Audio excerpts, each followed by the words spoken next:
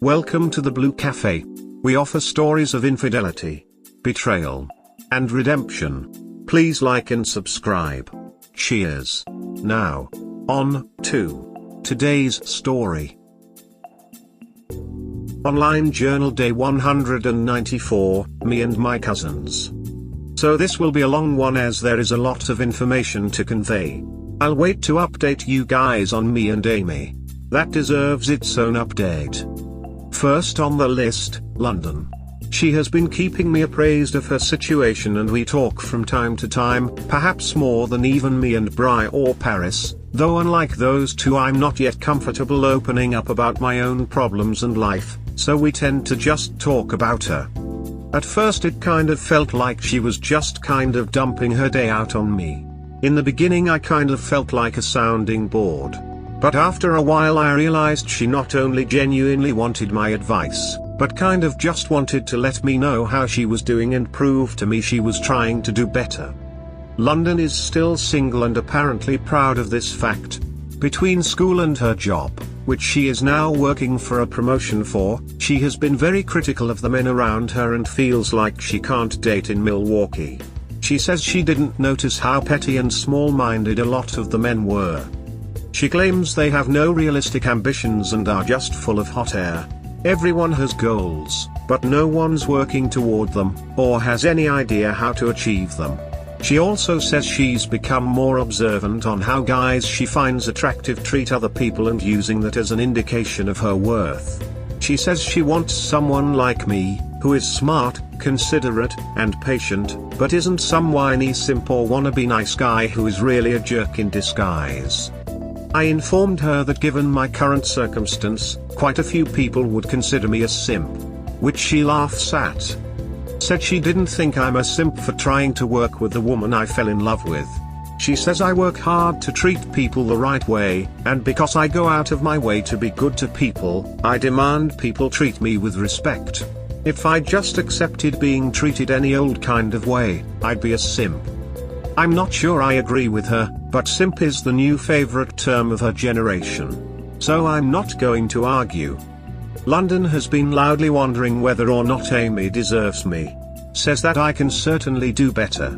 Told me I always disparage myself, but I'm not a bad-looking guy and she knows a bunch of girls who would kill to have her slot. She says if things don't work out, I could move back home and she could introduce me to some people. She keeps bringing up her co-worker Maria, who is admittedly fine, but I doubt I want to date anyone 4 years or more younger than me.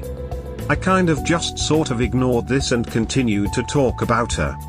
I told her to focus on find herself rather than finding a man, cause I know she's a little jealous of the fact that Paris and her boyfriend have been doing so well. I told her if she focuses on taking her opportunities at school and at work, building herself up and being the best version of herself she can be, the rest of that would fall into place. She and her sister have been playing an online game with me. I started because Paris drew me in, her boyfriend plays it, and London started playing to better connect with her sister. Bri plays sometimes, but I've gotten a lot more comfortable with the twins cause I interact with them a lot more cause of that. We talked about this item she's been looking to get with a low drop rate and how she might want to switch her major. London has been doing very well. She's been very happy and calling me less. Maybe only twice a week at the most. This is because she is utterly smitten with her boyfriend and that takes up a whole lot of her time and being. It's so sweet to see her in love. The guy's nice. He works at GameStop, but he goes to UWM. I don't remember what he majors in, but he's a pretty level-headed dude. I talk to him sometimes on the game. Though he seems intimidated by me. He apparently gets compared to me a bunch and was really awkward at first. He told me he felt like if I didn't like him that Paris would dump him, so he was very uncomfortable at first. I told him Paris has more personal agency than that, and that he should be comfortable in his own shoes. Since the beginning I've really had no complaints about the guy. I think he's pretty cool for a younger fella. He is younger than Paris. Boy's a 19-year-old baby tongue, but he's pretty mature and got a good head on his shoulder. He comes from a conservative Christian family who doesn't seem to fill him with happiness and don't approve of him dating a Twitch bitch. Which made me instantly hate his family. There's a lot there with that, but he himself is surprisingly cool. He apparently is agnostic because of his family and refuses to talk about politics at all. Something I wholeheartedly agree with. Paris likes to overshare about her relationship, but it's fun to hear her so passionate. She says she misses me and wants me to come visit. Hang out with her and her boyfriend. She's been pretty excited by my weight loss. I'm down to 230 and has been asking if I feel I can cosplay with her when conventions eventually open back up. I dunno about that. She says she wants to do My Hero Academia or RWBY. I countered with maybe Naruto or something that actually has black characters. I don't think I've seen a black male character really in either of those two worth it, but I'd definitely do a Moe. Last we talk about Brianna. I'd taken to Tuesday to get back to her because I was hoping to get some feedback on what to say. Conversation was painful and uncomfortable, but I think I did alright. I told her that first things first, even though she is a virgin, the other girl is not, and they should commit to getting tested first. Milwaukee has several places underage girls can go to discreetly have those tests done, and it would be a good indication of this girl's commitment to you if you do indeed decide on this course of action. Think about protecting yourself, dental dams, and other things. As well as really ask yourself if you want this young lady to have a space in your mind for all eternity. Cause you don't forget the first time or the first person, and some of us wish we would have chosen that memory better.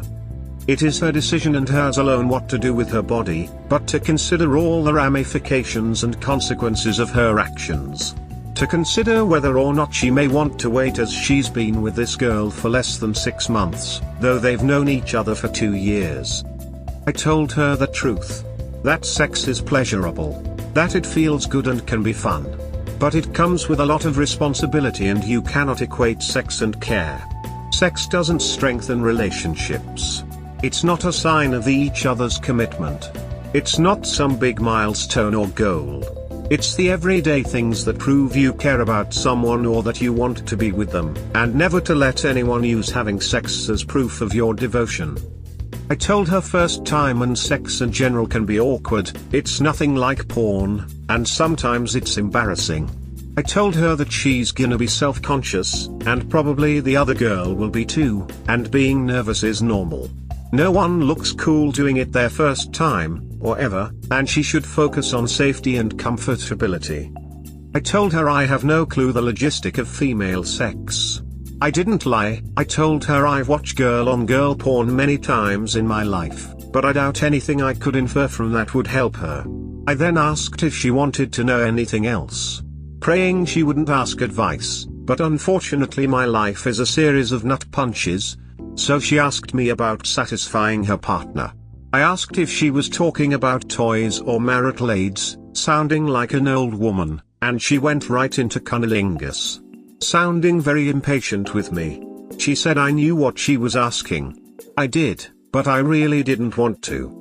Mind you, I don't normally drink, but I drank for this conversation. Same hard Remy I had with Kurt. I told her I'm not a master at it. I get the job done. And explained how you got to position yourself to breath, especially out of your nose, cause if you're doing it right you're gonna get your head forced down. Just don't fight the hands on the back of your head, and you might get scratched into scalp. I don't know if it's possible or if girls do this, but I keep my nails short for that activity, and that, you should focus more on the bean than the hole. Trust me. This was as goddamn excruciating as it sounds. I've never actually had to speak about this aloud to anyone, let alone my 15 going on 16-year-old niece. I told her I like to start with the alphabet, with my licking, trap the bean between my fingers and suck on it intermediately. When I'm done, I lap and press. You kind of have to figure what's gonna work, cause the same thing don't always work each time, but you'll know by the way the other person moves. They'll guide you for the most part, you just got to be attentive. I told her it's hard to tell uncomfortable shouts versus that feels too good shouts. One you stop, the other you continue with vigor. Also don't stop after they come, in fact, save your energy for when that happens. Right when it's the most sensitive, if when you do the most work. I promise it won't take as long on the second as it did the first, but you may have to grip the legs to keep them from squirming and running away. They'll fight you a bit, but they're always thankful you did afterwards. I told her don't try to be cute. Just get the job done. Don't get all made up for it like you're going out to a fancy party. It's not gonna matter. Also, sex in the shower is dangerous and stupid. I wouldn't advise even trying. Don't ever film yourself. Don't take pictures. And if you're ever in 69 position, it is a competition and you need win. I don't know what made me more queasy, saying it, or hearing her take notes. She thanked me and told me that she knew this was very hard for me to talk about. I told her that I hadn't talked about much of this with anyone, and directed her to some online resources I had found, which of course, she'd already known about. I then talked to her about how I felt my first time. The fear, the anxiety, the utter embarrassment. Let her know about the emotional roller coaster. Then I asked her one more time to consider waiting.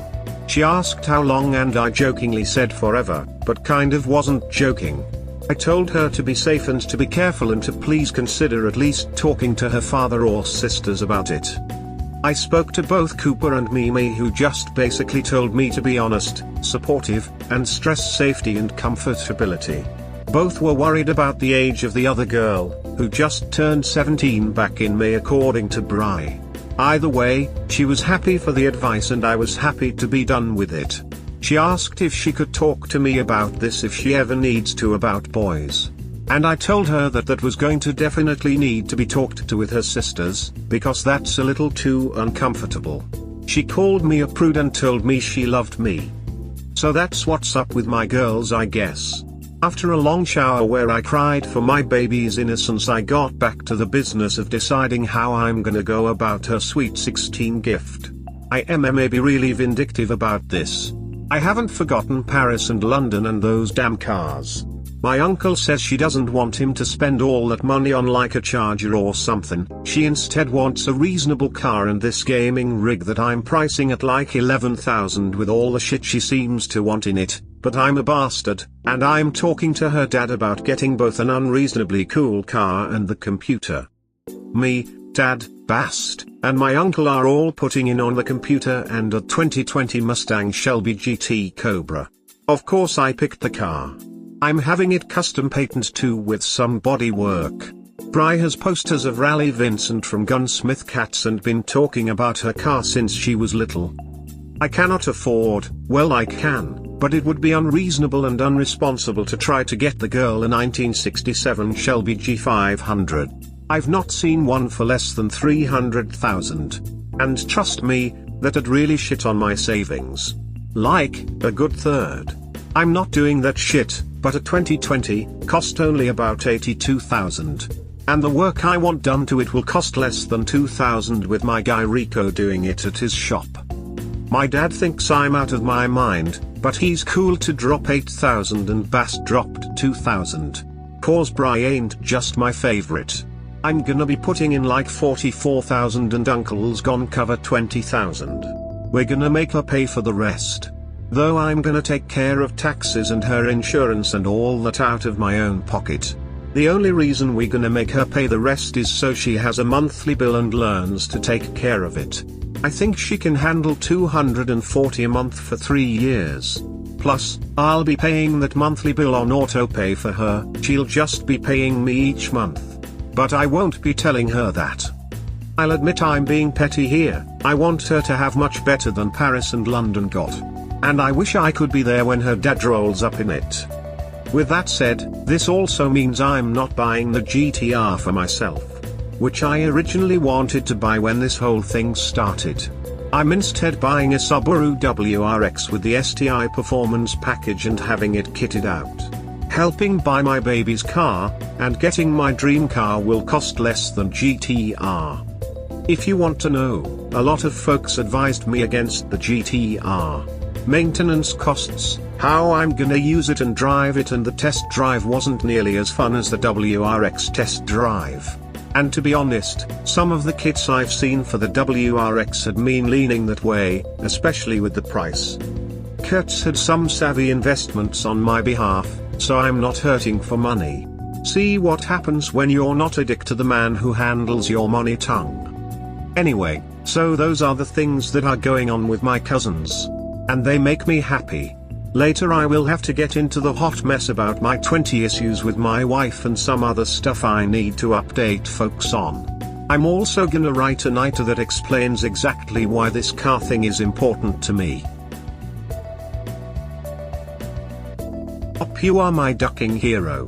I know it was uncomfortable, but you nailed it so many times with your handling of Brianna's talk. You could have built a house, with a doghouse and shed to boot.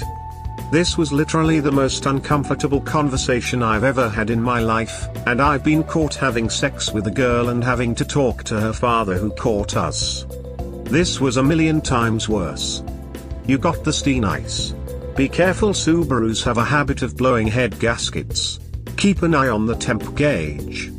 Ha ha ha, I told you she wanted to know how to lick the kitty. Can you not make this more traumatizing than it already was?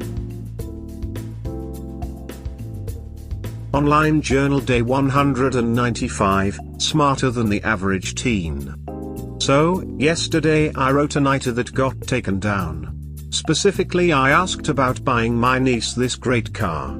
Now of course it's an expensive car and one I know she'll like, but I cannot hide the fact that I wanted to help get this car equally for her happiness and to flex on London and Paris. My relationship with the twins are okay now. But you best believe I haven't forgot about that thing with the Challenger and the Charger.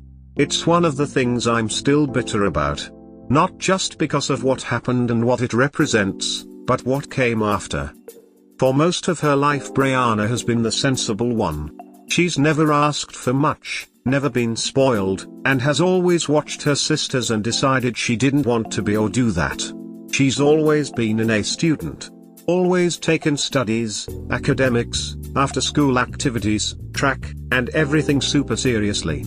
She's always been the model kid. When she was 14 she came home and sat her father down and told her she had tried cigarettes and weed, which caused him to freak out. She told him that cigarettes were awful and she doubted she'd ever try that again. And she said weed was interesting but she didn't like how it stole her focus. He asked her if she had ever drank before, to which she laughed and told him yeah, once when she was 12 and that she didn't plan on ever doing it again.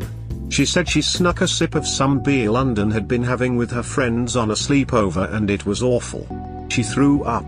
Her reasons were the same reasons I hardly ever drink anything, because Bast and Danny are alcoholics and beer looks and tastes like piss. She also brought up how it got her sisters in trouble a lot. I heard all this from my uncle who grounded her for a week. To which she responded, that's fair. He told me he only grounded her cause he had to do something. But he was proud of her, but he couldn't reward her. He said sometimes it feels like she's just parenting herself. I say all this to say that Brianna has never gotten, nor asked for a lot of the lavish or big things her sisters got growing up.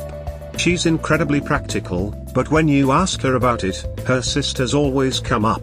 It's like what she is a direct response to their jackassery, so of course on her sweet 16 she asked for sensible things.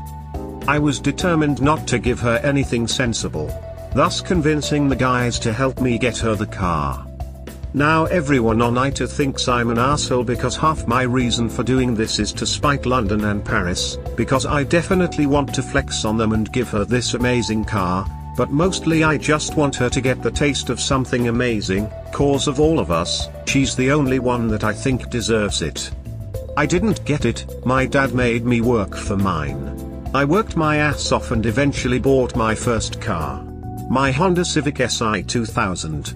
I've taken care of it over the years and even after buying my truck I still have it, drive it, and keep it perfectly maintained.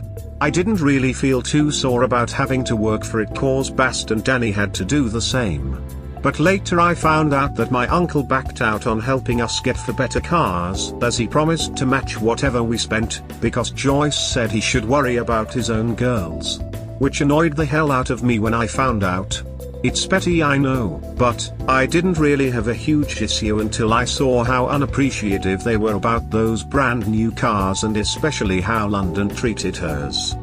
So since I never got such a thing and probably didn't deserve it, and the twins surely didn't deserve it, I don't want the only one of us who certainly does deserve it not to get anything. So my, admittedly now stupid plan, was to get her a car I knew she'd love. Though she asked to just be bought something sensible. She has always loved and wanted a 1967 Shelby GT 500. This is because her first anime was Gunsmith Cats and she loves Raleigh Vincent. She has posters of Raleigh and that car, and statues. She also has 3 models of that car in her room, with one of them being an actual mouse for the computer, though she doesn't use it. She'd always said she wanted that car. Now, me, my dad, my uncle are financially well off. But not so much that dropping what it would take to get that particular car would not be insanely irresponsible and difficult. I got folks snapping at me like, rich people problems, and I'm like, I'm not rich. And they go, oh, you're spending $44,000 out of spite, like ignoring every other reason I'm doing it, then you are most certainly rich. Trying to explain to someone living paycheck to paycheck, or in a job or financial situation where they aren't comfortably financially stable, the difference between levels of cash flow is difficult. They only see anyone with more than them as rich. In my mind, a rich person can buy a Shelby 67 and it ain't no thing. A rich person can buy their fam or someone a house and be like, bam. A rich person can go globe-trotting around the world at a moment's notice. A rich person spends what I would spend on this gift on expensive silk socks they would wear once and toss a year. I'm not that. I got lucky. I learned early that working for other people sucked. I learned early to maximize the personal platforms like YouTube, DeviantArt, Patreon when it came out, and other revenue sources to get myself out there. I developed not only a fan base for my own artwork, but a reputation among my peers for being reliable, savvy, and talented in the logistics of our craft. I was very early to adopt streaming and all of that as far as art was concerned, and got good support from my fans. What I cannot do, I subcontracted and worked with others. These other artists made their money and I made residuals and just kept expanding on that. Admittedly doing less and less of the actual artwork myself, and more managing and directing. Most of all, I met Kurt, who helped me create a saving and investment strategy. People find you a talented fiduciary to be your financial advisor. This is not a waste of your time or money. Now what began as something that made me something like $30,000 a year maybe 5 years ago, makes almost 8 times that with all the different revenue streams. I'd like to say I was smart enough to do certain things, but I wasn't. I had good advisement to take less money up front and for the work of overall jobs and pursue more royalties from projects I worked on, and that has made a big difference over the years. I was told to always remember the designer's horror story. How the lady who designed the Nike swoosh was paid only $45 for it and got no royalties. That woman would be richer than sin right now. Even if it's pretty small, always pursue royalties as part of your compensation package. Anywho, so this is why I felt paying for half of a 2020 Shelby GT 500 wasn't a big deal. It's also something I'd been thinking of doing for like 2 years, so I was prepared. But someone eventually brought up the safety. Such a car would be hard for her to drive, and I didn't think about that. Like at all. She'd been taught to drive on my dad's Chevelle SS, her dad's trucks, and my Civic. She's a good driver. So I never thought about it, and despite my wanting so bad to surprise her with this, yesterday I felt a good sense and just asked her what she wants and told her what I was planning. Again, my niece always impresses me. She told me that would be a dream car for her. That she would love to own it, and she'd done a lot of research on the 2020 Shelby GT 500, but she wouldn't want it right now. She quoted to me stuff about the safety of it and her size. but she said she was certain she could control the car. She was more worried that a car like that would make her a target for thugs and bad people, as well as being a black teen with that car would make her a target for the police. Brianna quoted statistics and talked to me about some of the experiences she had and things she's seen.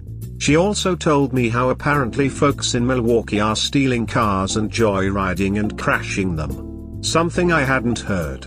She says I've been out of the loop. She says she wouldn't want to have such a car in Milwaukee and she'd like to wait to get something like that later when she's out of state and could afford to pay her own insurance and all that.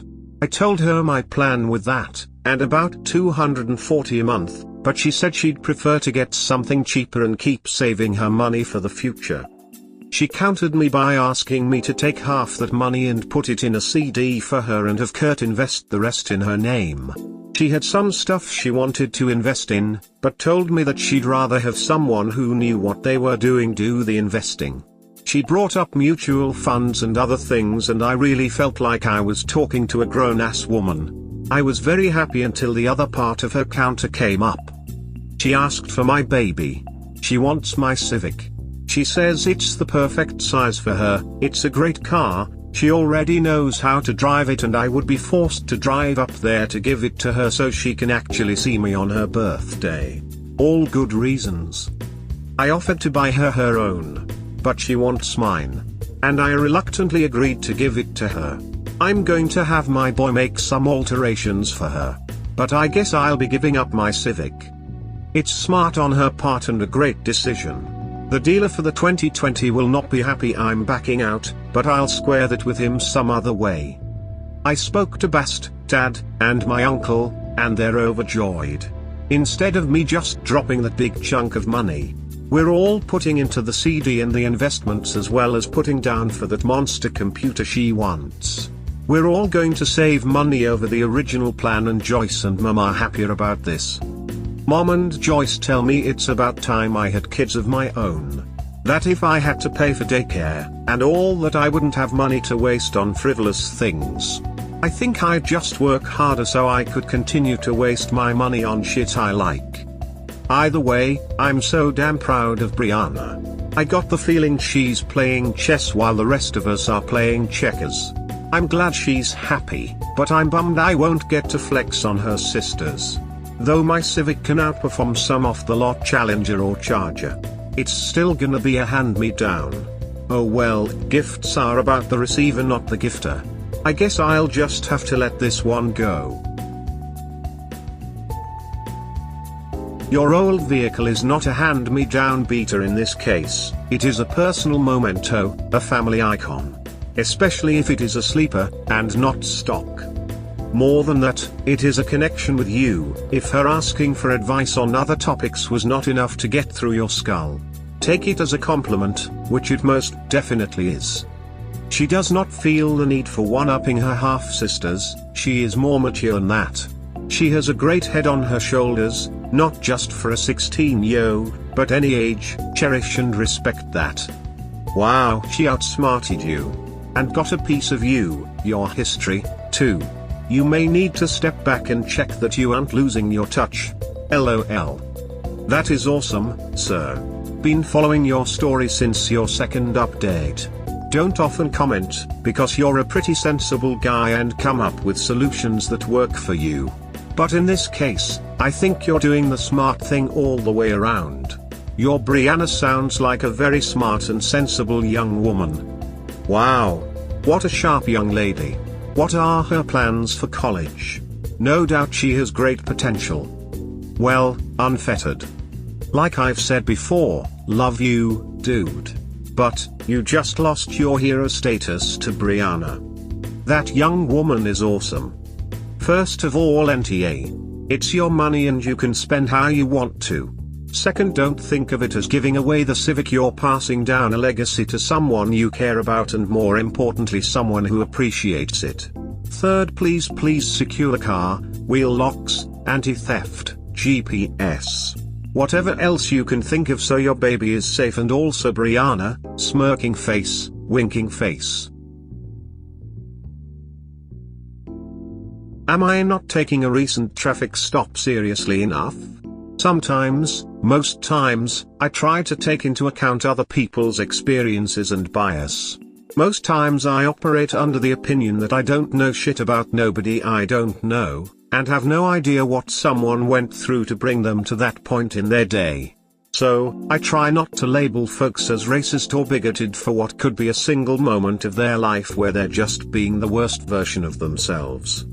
With that said, you can kind of tell what is a person's deeply held beliefs versus what is some in the heat of the moment crap by tone, rhetoric, and the comfortability of how they say what they say.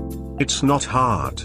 It's a lot to keep in mind for a black man living out around hoity-toity people of all races. So here's the situation. I got a phone call regarding the health of my mother's mother. It's not good. She's in the hospital right now for what has turned out to be a respiratory infection, which the doctors didn't or couldn't see her properly because there's a lot of folks in beds for COVID where she lives in Florida. She kept going to the hospital, but they didn't really run deep tests and kept telling her it wasn't COVID and not running deeper tests or something. I'm not sure on those details. Mom was kind of hysterical. But for my part, when I found out how serious the situation was, I pulled over, cut my engine, and parked. We're near a residential area, there are other cars parked on the road around me. So I think it's cool and we start having this conversation. Now, I'm busy, so I don't notice this guy the first time he goes through, and only know he went through 3 times because he said so. The second time I saw him, cause he was driving past slowly, with his high beams on. It's like a bit after 7, sun still up, but getting low, there's no reason for them. I made a note of him cause he's driving a Tesla. He comes by once more on the other side, before pulling up behind me. I don't pay attention to him, until he comes up and knocks on my passenger side window. It's already cracked, so I ask my mom to hold up. Cause she's on the car Bluetooth coming out the radio and I don't want anyone hearing her personal information. And I'm like, can I help you, sir? Mind you, I have a very specific way I talk to random white people. It's called the customer service voice. Don't at me, I'm a 6 feet 3 inches black guy, who grew up in a well-to-do white neighborhood. You learn very quickly that friendly and unthreatening is your first line of protection against crazy folks. He asks me what I'm doing. And despite wanting to say, minding my own damn business, I'm well aware that it costs me nothing to answer this man's question. As I'm more of a easiest path kind of guy, until I have no other choice. So I tell him exactly why I'm there. Just got a phone call from my mother. My grandmother is in critical condition at the hospital, and I didn't want to be on the road while receiving heavy news that might compromise my ability to operate my vehicle. And yes, I said it exactly like that. I didn't ask him who he was, or point out he wasn't a police officer. I just answered him. He then says that me parking there is kind of suspicious and that he had driven past 3 times and I'm still there. About 30 minutes, and it's a long time to be having a simple conversation. My mother chimes in and asks me who I'm talking to, and if I got pulled over by the police for talking on the phone. I told her she's on Bluetooth and that I am parked and the guy isn't a police officer. Just a concerned citizen. I assure her everything is alright, and I assure him that everything fine and I'll be on my way when my conversation is over. Then I apologize, telling him I hate to cut our conversation short, but that this was a really important call. I go good day to you, sir, to end the conversation. Which I always use when I want to stop talking to someone. Which I always say really politely as it reminds me of Brother Muzone from The Wire where he shot cheese with the birdshot. The guy gets in his Tesla and is back there for a bit before driving off. Though I see him 10 minutes later driving on the other side. 15 minutes later one of them police SUVs showed up. I tell my mother to hold that the cops just pulled up behind me. I roll down both my windows. I put my wallet on the thing above my steering wheel. And place my hands on the steering wheel and wait. Dude is in his car for like 6 minutes before walking up, driver side. He sounds polite enough, and asks me how I'm doing. I told him, not particularly well. He asks me why, and I tell him that I'm being informed of the situation with my grandmother in the hospital. Tell him I'm on the phone with my mother, who chimes in. He then asks me why I'm stopped where I am. I asked if he means stopped in general, or in this particular spot. He says both. So I say, because I don't want to be driving while hearing potentially devastating bad news, and that I just happened to be around here when I got the call. He asks me where I was going and where I was coming from. My mom asks why he needs to know that, and I tell her, it's cool and I don't mind telling him. I just left the Thai restaurant around the corner. I gestured to the container on the empty passenger seat, without moving my hand too much from the steering wheel, and then told him I'm heading home, which is a few blocks up the street. He asks for my license and registration, which I have on a dash, and he stands up to look at them. He looks at them for a while, but don't give them back. I notice his partner creeping on the other side and they're like communicating with each other wordlessly. I can see the hand gestures, but I can't really make out what they're talking. He says he needs a moment and goes back to his car. His partner, an Asian dude, leans over and asks me how I'm doing. I reply, increasingly concerned, and ask him if there is a problem.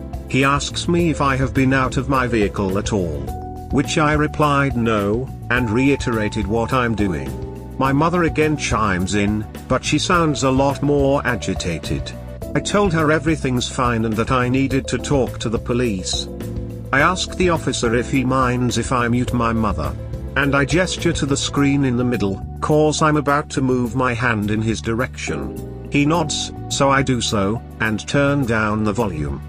The officer asks me if I have been drinking or if there were any drugs in the car. I tell him I do not drink or smoke, and there isn't anything like that in the car. He asks if I have any firearms. I tell him yes, I have a handgun and a rifle, both in a locked box in the back attached to the bed. And I can produce documentation for them upon request. I point to the flap above the passenger side. The officer then stands up, looks over to his partner. I can't see the one at their car, but I can see the Asian one shrugging. He then leans down and says that there have been reports of a black male looking into the windows of parked cars. I fight the urge to say, really, in that sarcastic voice, and instead go with the, I see, pushing heavily on my customer service voice, and told him I hadn't seen anyone looking into cars since I've been there, and the only person I saw out of his car was the guy in the Tesla. I described him, his car, and explained what happened. When the other guy comes back, he hands me my stuff and asks me the same question about drinking and if I had any drugs in the car. I tell him no. And he says they got a call about someone smoking marijuana in their car, and they're just checking it out. I look at him with what I hoped would be mock concern and say, and someone looking into cars? When he looked confused and then to his partner, I knew he knew I was onto them. He recovers, and tells me that I can't be parked there. I looked at the cars in front of me, and I looked at the ones behind me. I shrugged and said, I'm sorry, I saw the cars and thought I could park here. He floundered for something to say, and finally came up with something to the gist of me parking and leaving the car was okay, but just parking and sitting in it was suspicious. Now, I'll admit I intentionally overdid the friendly voice here to let him know I knew he was full of shit when I sat. I did not know that and ask if that's just this street or in general, you know, for my own edification. The man looked confused and I said, I mean for future knowledge. He tells me it's just certain zones, and I asked if these zones are labeled so I can be sure not to park in these places next time I have such an emergency. He got exasperated and said, look, you just can't park here if you're not getting out of your car. I told him all right and that I would be on my way. Hit him with a thank you for the clarification, and a good day to you, sir. Even gave him a small wave, but didn't really move my hands from the steering wheel. The two walk back to their car. I turn on my car and wait for them to leave. I'm not sure about this now, but I was always told never to leave before the cops in a traffic stop. I wait for them, and apparently, they wait for me. After about 3 minutes they walk back up and ask me what I'm doing. Well, the Asian asked if everything was okay, the other asked am I being funny. I was genuinely confused, so I said no, I was waiting for them to leave. He asked why and I told him that I was always told not to leave before the cops do at a traffic stop. The guy looked annoyed and said we can leave when the police dismiss you. I ask if I'm dismissed, and the cop says yes, but he doesn't back up. I ask if I can go. He gets annoyed and says yes, a little angry. So I put it into reverse and started moving back a bit. He steps back quickly, realizing he's too close, and I also need him to move the hell out of the way. He glares at me and walks back to his car. So I drove away. About 5 minutes later, I noticed they're following me. I'm talking to my mom and she's talking about the encounter, telling me that I didn't have to answer these questions and I did nothing wrong. Telling me they didn't have a suspicion of you committing any crime and was just making shit up. I'm like, it's whatever gets them out my ass. But then I noticed them following me, so I pulled into the gas station and went to the pump to see if they would follow. Which they did. I don't need gas, so I go in buy some icebreakers with sour mints. Then I decide to drive up to the Walmart just to see if they follow, which they did. But drove past the Walmart parking lot when I went in.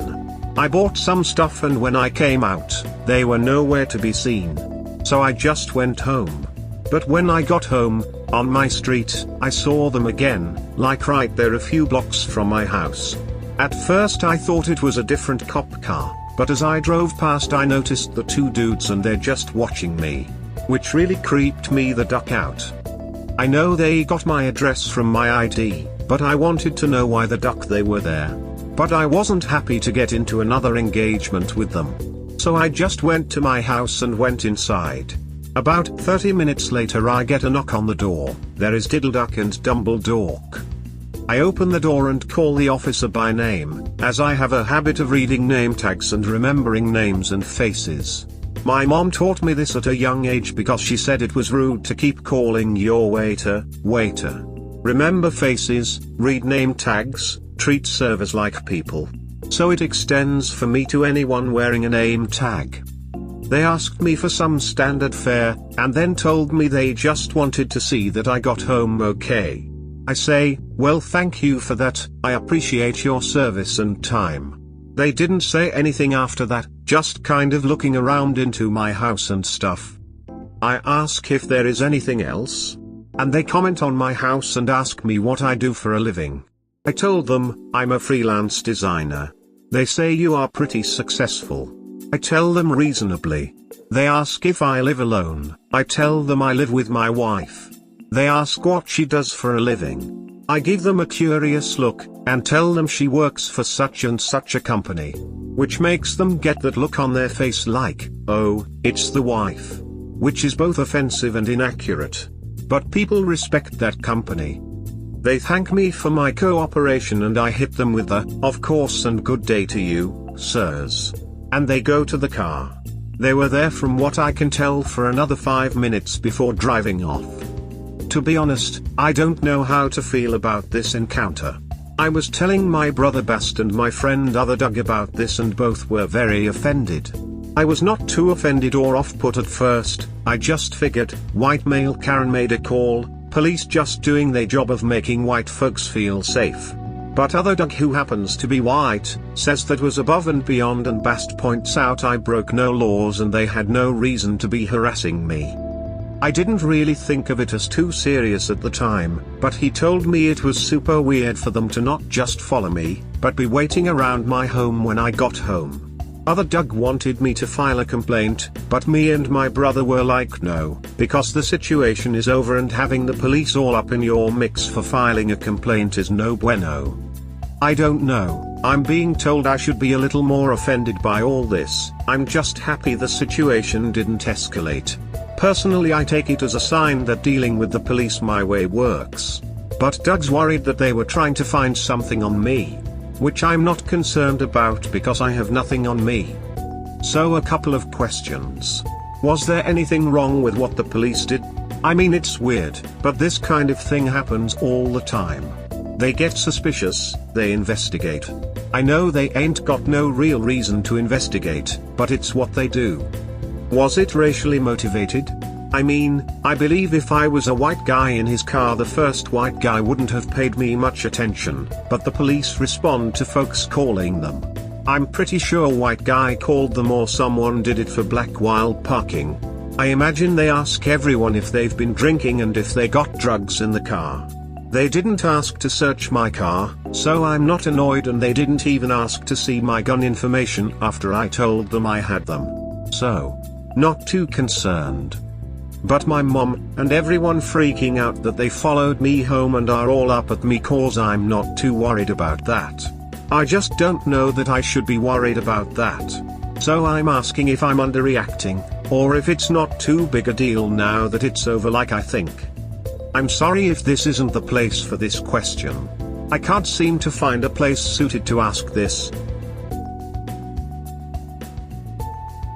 Repeat after me, I do not answer questions. Seemingly innocent questions can lead down a nasty rabbit hole. They are asking questions like that to find out what they can arrest you for. It is quite literally, and I do not say that as an exaggeration, in your best interest not to answer their questions.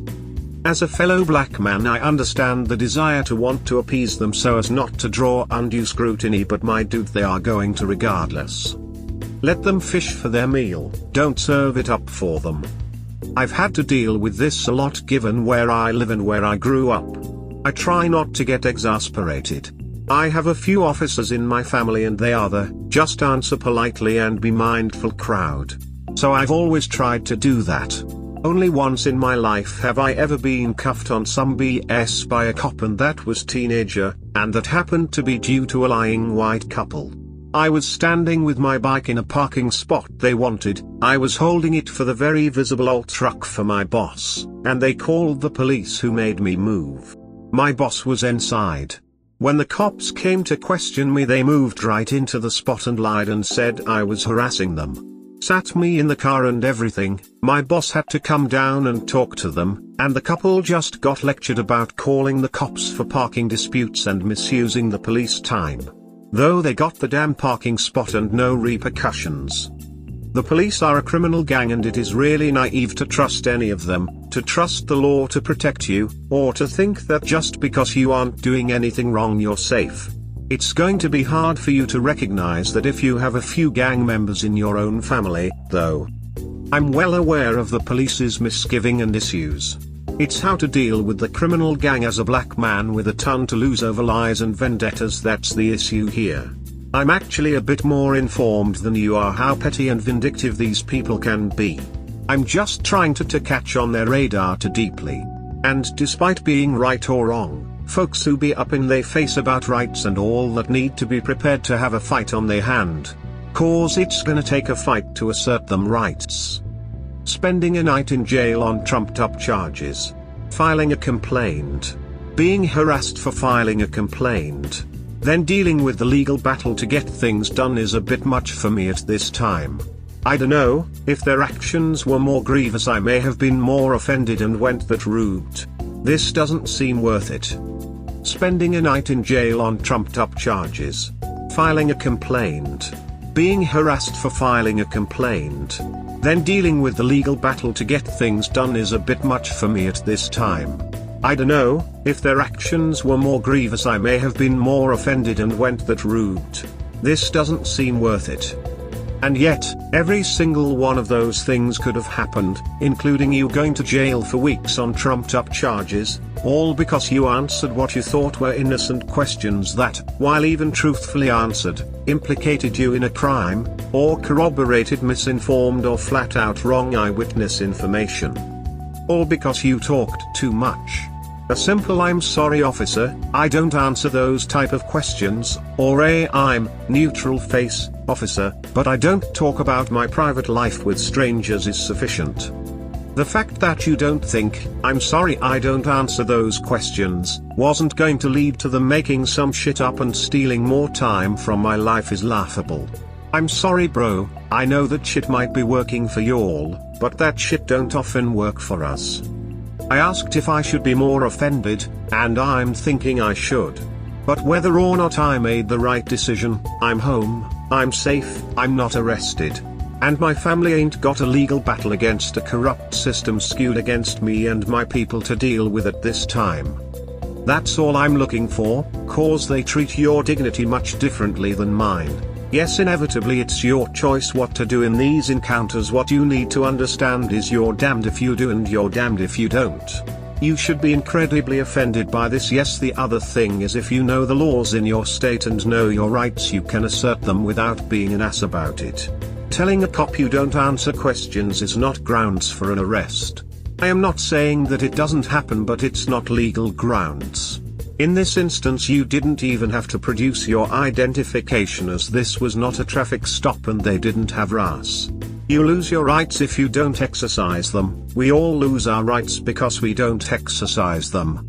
This whole issue with police wanting ID like it's crack and they're chasing a fix is partly to blame on us the citizens for being so passive and doing exactly what you did in this instance. Just complying. Do this was without a doubt about being a black man parked in a white neighborhood that was apparent when you were told you couldn't park there but pointed out others were parked there, and then got the response of you can't park here and stay in your car. Then you got told that was the case only in certain zones. Certain zones means white neighborhoods. Completely racial profiling. Point here is if they want to arrest you or search you, they're gonna do it whether you're nice or assert your rights. The difference being asserting your rights gives you a leg to stand on, and next time you have an encounter with the cops, especially being a black man, take out your phone and record it. Staying silent or pleading the fifth can now be used against you in court. Source: police can use our silence as a tacit inference if you do not outright deny some things. But I feel like lawyering up the second someone talks to you might gain more attention in some cases where you just want them to leave you alone. Police can use our silence as a tacit inference if you do not outright deny some things. Source: I'm guessing he's referring, loosely, to Salinas v. Texas. The U.S. Supreme Court held that prosecutors can, under appropriate circumstances, point to an out-of-custody suspect's silence in response to police questioning as evidence of guilt. The suspect didn't exercise his right to remain silent until a certain question was asked, and even then just didn't answer their question instead of saying he was exercising his right. Lots of people would agree that this is racially motivated. But that's only because we hear of these sorts of stories from black people more often than not. The sad truth of the matter is that this is the police just being the police, and they literally do this to everybody. There was a YouTuber that was early into the scene called FDG that was a private investigator and would be parked on the side of the road quite often while conducting surveillance. Middle-aged white guy in a well-kept car, and his experiences would mirror yours pretty well.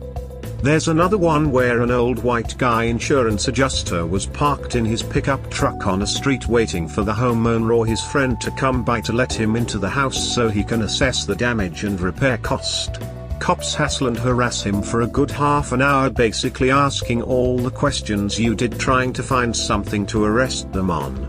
I think they even did end up arresting him and getting all his info that he was refusing to give them before they finally let him go, claiming that if he had just identified himself from the beginning it wouldn't be an issue.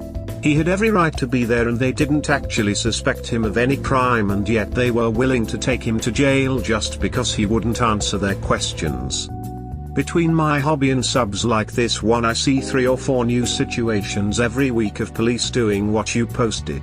Of all races. The police think it's just good police work and think they are protecting communities, but in reality they are harassing people and making the divide between police and citizens larger every time. I understand that there is a racial bias that does exist. But just because it does exist in some places for some officers or across the entire police force to a certain extent doesn't mean it's exclusive to black people. After you spend 10 years as a civil rights advocate, you can see that it's really a police versus everyone else situation. Doesn't matter if you're white, black, Hispanic or Asian. It's the police against you, and they will pull this shit against you no matter what race you are. I believe the police are bolder with African Americans cause they often have less or no representation, though they do what they do to everyone. They're a lot less concerned with impropriety when it comes to certain people of color. I also believe since they are more certain that people of color are more likely to be doing something wrong, they are more aggressive with them in their language and demeanor. I understand that there is a racial bias that does exist. But just because it does exist in some places for some officers or across the entire police force to a certain extent doesn't mean it's exclusive to black people. While police misconduct occurs to people of all races, police disproportionately direct it against people of certain races. Blacks, for example. This, perhaps, was made most obvious by a study regarding Texas State Patrol troopers. The proportion of black drivers whom troopers pulled over for traffic stops declined significantly after it became dark and it was more difficult for the troopers to discern a driver's skin color. I'm black in America, none of these people are my ducking friends. They all potential landmines that when they manage to get their panties in a twist, my life, my freedom is ducking expendable. I acted in a way that seemed likely to end with me home and safe. I got home and was safe. My only question was the amount of offense I should have felt at the situation I knew was wrong, but have accepted as just a part of my life as a black man in America. I know full well how police wanna treat black folks who get uppity, especially here down south. Y'all talk a lot about mistakes but y'all playbook don't work for everybody. This shit ain't colorblind.